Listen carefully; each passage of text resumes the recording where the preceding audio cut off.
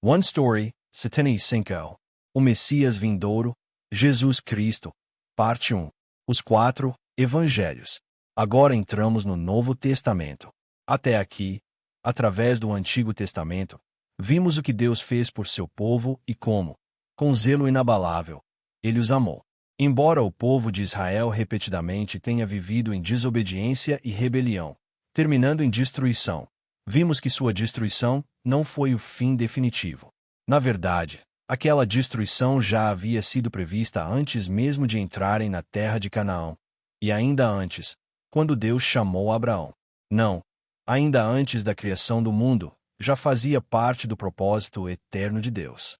A única forma do povo de Deus, que foi expulso do Éden por causa do pecado, ser reconciliado com o Deus Santo, não era vivendo uma vida justa que os qualificasse como povo de Deus, mas somente através da morte de Jesus Cristo, que é o próprio Deus, o Filho unigênito de Deus. Mas, para que eles reconhecessem o seu Salvador em meio à sua vida e história, primeiro precisavam encarar a realidade da própria destruição. Somente quando experimentassem sua queda e sua morte poderiam reconhecer sua verdadeira condição espiritual e perceber sua necessidade, desesperada, de um Salvador. Agora, ele já não é mais o Messias que há de vir, mas o Messias que veio, Jesus Cristo. O mesmo Messias anunciado nos livros históricos, nos livros poéticos e nos profetas do Antigo Testamento, o próprio Deus, o Filho unigênito, agora veio. Através dos Evangelhos, agora encontramos Jesus Cristo que veio como Rei, como servo, como Filho do homem e como Filho de Deus. A figura que antes era apenas uma sombra, agora veio em plena realidade. Mas, embora Jesus Cristo, que é Deus, tenha vindo ao seu próprio povo, eles não o receberam. O Messias, Jesus Cristo, veio salvar o povo de Deus pela vontade de Deus, através do sangue derramado na cruz, para lhes trazer vida.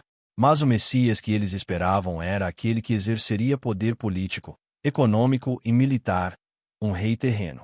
E assim começa esta história. Jesus Cristo, o próprio Deus, entrando na terra de Deus como o Salvador prometido, mas não sendo recebido, e, por fim, morrendo na cruz para salvar exatamente o povo que o rejeitou. Esta é a história paradoxal que agora se desenrola, tendo como pano de fundo todo o Antigo Testamento. 4 evangelhos, 4 perspectivas, um só evangelho. O Evangelho de Mateus foi escrito pelo apóstolo Mateus, que havia sido cobrador de impostos. Mateus apresenta Jesus Cristo, o Messias que veio para os judeus, como o tão esperado Rei dos judeus. O povo judeu aguardava um Rei dos judeus desde a queda do reino de Davi. Por isso, o Evangelho de Mateus inclui a genealogia real e cita o Antigo Testamento mais do que os outros evangelhos, declarando que Jesus Cristo, que veio, é o Rei perfeito. O Evangelho de Marcos foi escrito por João Marcos. Marcos apresenta Jesus Cristo, o Messias que veio para os romanos, como o servo. Naquele tempo, Israel estava sob domínio romano. Por isso, o Evangelho de Marcos não inclui genealogia e usa expressões como imediatamente e logo mais do que os outros, proclamando Jesus Cristo como o servo perfeito. O Evangelho de Lucas foi escrito por Lucas, o médico. Lucas apresenta Jesus Cristo, o Messias que veio para os gregos, como o Filho do homem. Os gregos buscavam o homem ideal, a humanidade perfeita. Por isso, o Evangelho de Lucas inclui a genealogia humana e enfatiza o título Filho do Homem mais do que os outros evangelhos, declarando Jesus Cristo como o homem perfeito. O Evangelho de João foi escrito pelo apóstolo João. João apresenta Jesus Cristo, o Messias que veio para todos os povos, como o Filho de Deus. Ele revela Jesus como o Rei acima de todos os reis para o mundo inteiro. Por isso, o Evangelho de João não inclui genealogia, mas destaca o título Filho de Deus mais do que qualquer outro evangelho, declarando Jesus Cristo como Filho de Deus perfeito. Assim, cada um dos 4 evangelhos apresenta uma perspectiva diferente sobre Jesus Cristo, o Messias anunciado no Antigo Testamento.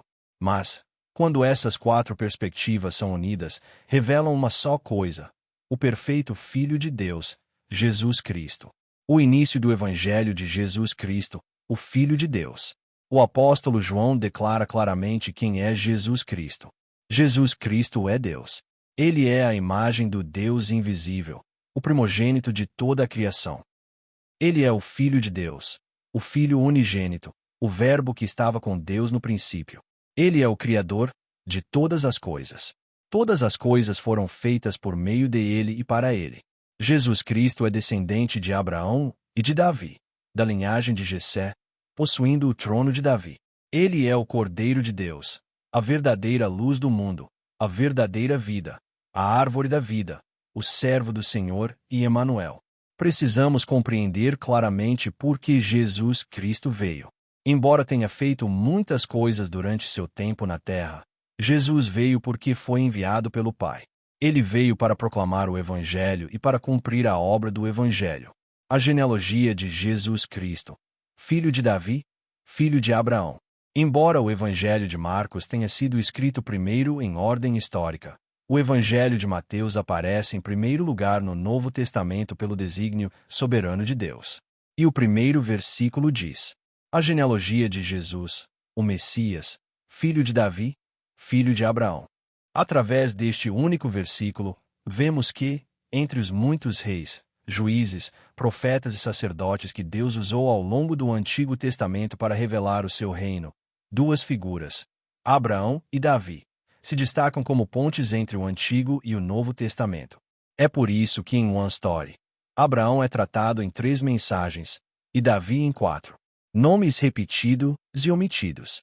Mateus escreve: de sorte que todas as gerações, desde Abraão até Davi, são 14 gerações, desde Davi até o exílio na Babilônia, 14 gerações. E desde o exílio na Babilônia até Cristo, 14 gerações. Mas essa divisão de 14 gerações não é matematicamente precisa. O primeiro conjunto, de 14 gerações, de Abraão até Davi, é exato. No entanto, o segundo conjunto deveria começar com Salomão, mas Mateus recomeça com Davi, o que faz com que o terceiro conjunto inicie com Jecônias. Isso significa que Mateus deveria ter incluído Jeoaquim, pai de Jecônias. De Davi até Jeoaquim, incluindo Atalha, havia 20 reis ao todo. Entre eles, os nomes de Acasias, Atalha, Joás, Amazias, Jeoacás e Jeoaquim foram omitidos. Mateus, que era, por assim dizer, o contador dos evangelhos, citando o Antigo Testamento mais do que qualquer outro autor, não poderia ter cometido um simples erro de contagem. A resposta está dentro da própria Escritura.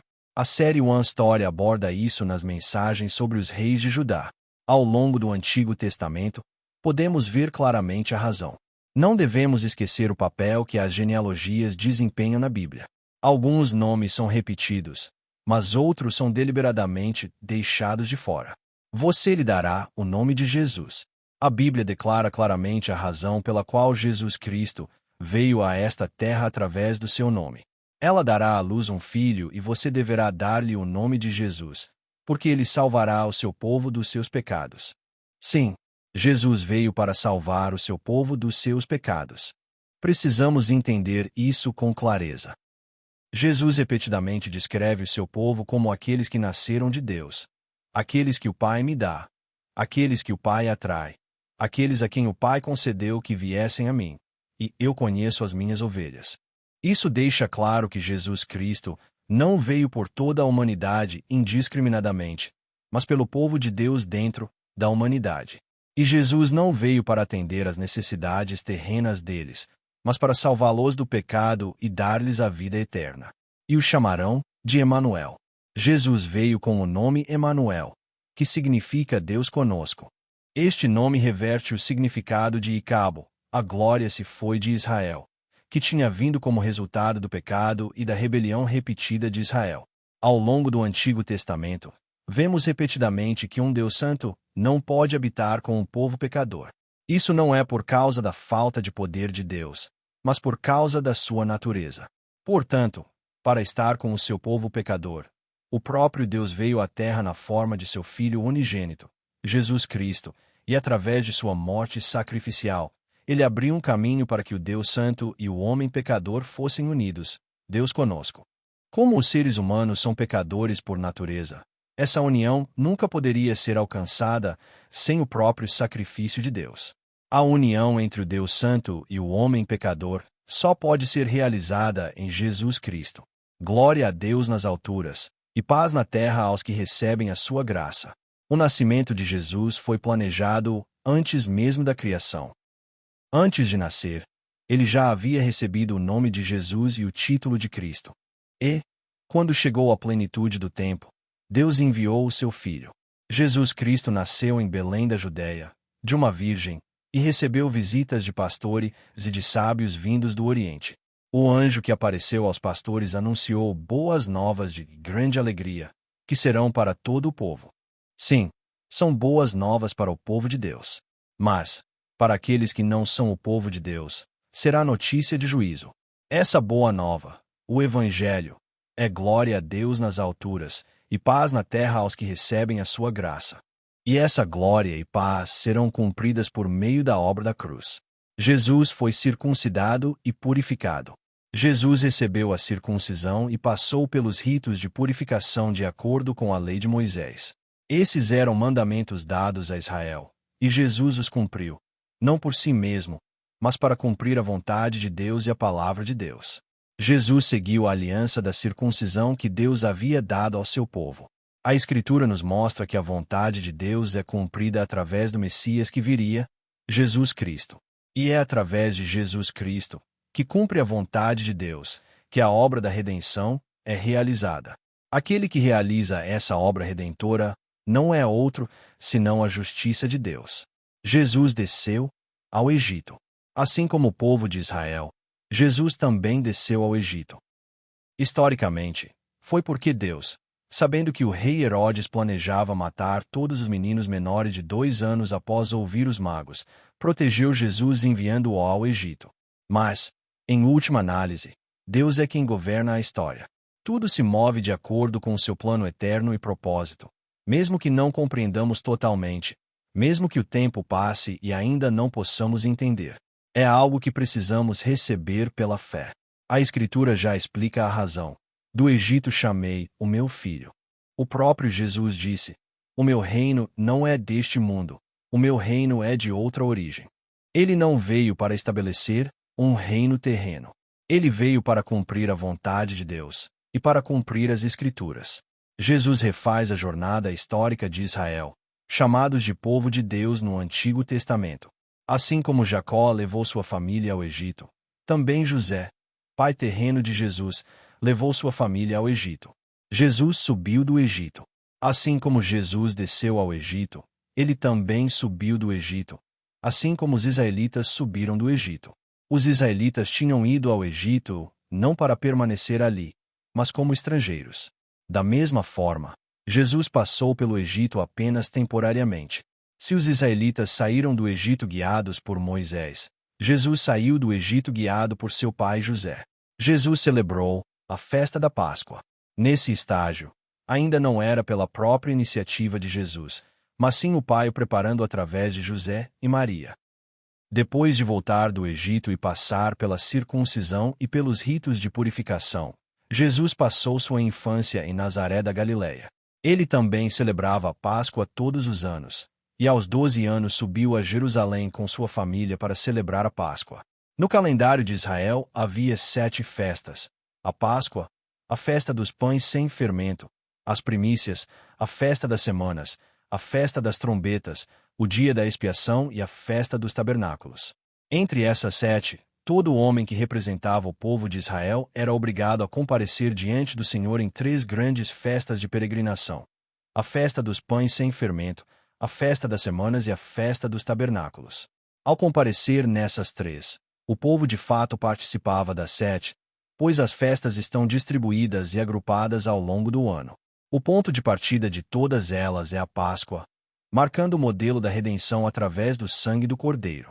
Jesus é o Cordeiro que seria morto, e ele é o cumprimento desse Cordeiro que morreria. Jesus foi batizado no Rio Jordão. Enquanto se preparava para o ministério público, Jesus foi batizado assim como os israelitas haviam sido batizados em Moisés, no mar e na nuvem. Quando João Batista o viu, declarou: Eis o Cordeiro de Deus que tira o pecado do mundo. João disse a Jesus: Eu é que preciso ser batizado por ti, e tu vens a mim. Porque sabia que Jesus não precisava receber batismo. Mas Jesus não recebeu o batismo para cumprir alguma exigência pessoal. Ele respondeu a João: Deixe assim por enquanto.